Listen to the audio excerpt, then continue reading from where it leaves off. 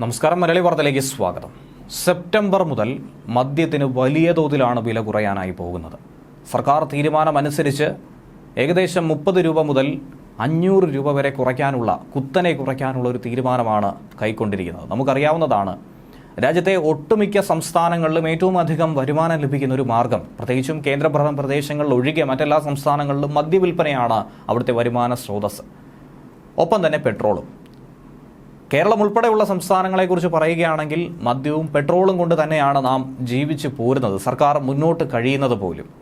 അപ്പോൾ പല ബ്രാൻഡുകൾക്കും പല വിഭാഗങ്ങൾക്കും പലതരത്തിലുള്ള നികുതി ചുമത്തിയും സർചാർജ് ഈടാക്കിയും ഒക്കെ തന്നെയാണ് സർക്കാർ പിടിച്ചു നിൽക്കുന്നത്.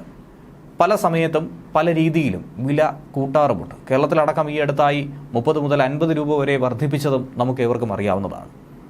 നികുതി കണക്കാക്കിയാൽ കേരളത്തിൽ ഏകദേശം 251% മദ്യത്തിന് ഈടാക്കിക്കൊണ്ടിരിക്കുന്നത്. ഇതിലൂടെ തന്നെ എത്രത്തോളം ലാഭം സർക്കാർ ഉണ്ടാക്കുന്നുവെന്ന് മനസ്സിലാക്കാൻ കഴിയും. പക്ഷേ ഇതിൽ നിന്നും വ്യത്യസ്തമായൊരു മാർഗം ഒരു സംസ്ഥാനം സ്വീകരിച്ച് വില കുറയ്ക്കാനുള്ള തീരുമാനം കൈക്കൊണ്ടിരിക്കുകയാണ്. ഓഗസ്റ്റ് 17 പുറപ്പെടുവിച്ച വിജ്ഞാപനത്തിൽ ഇന്ത്യൻ നിർമ്മിത വിദേശ മദ്യം, beer, wine, brandy, rum, ready to drink ഓപ്ഷനുകൾ എന്നിവ ഉൾപ്പെടെ ഉള്ള ലഹരി പാനീയങ്ങൾക്കുള്ള വിലയിൽ വലിയ കുറവുണ്ടാക്കും.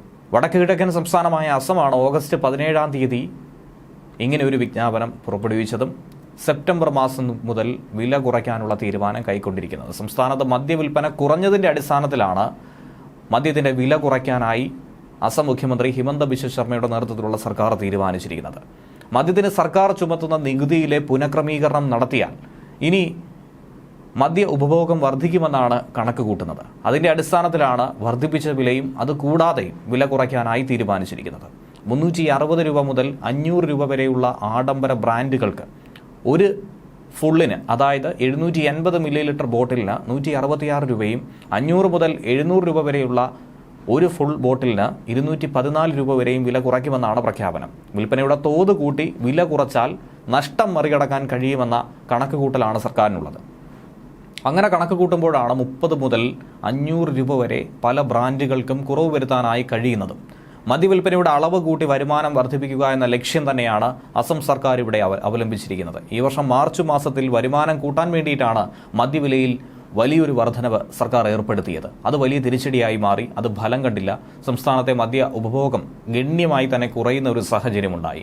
ഇതിനെ മറികടക്കുകയും മദ്യവിൽപ്പനയിലൂടെ ഉണ്ടാകുന്ന നികുതി കൂടുതലായി ലഭിക്കാനും വേണ്ടിയിട്ടാണ് ഈ വിലക്കുറവ് ഓഫർ പ്രഖ്യാപിച്ചിരിക്കുന്നത്. മാർച്ചിൽ എക്സൈസ് ഡ്യൂട്ടി വർദ്ധിപ്പിച്ച സമയത്ത് വിൽപ്പന വലിയ തോതിൽ ഇടിയാൻ സാധ്യതയുണ്ടെന്ന മുന്നറിയിപ്പ് അന്ന് സർക്കാരിന് കിട്ടിയിരുന്നു. പക്ഷേ അതിനെയൊക്കെ തന്നെ അവഗണിച്ചായിരുന്നു മറ്റ് നിവൃത്തിയൊന്നും തന്നെ ഇല്ലാതെ വില കൂട്ടാൻ നിർബന്ധിതരായത്.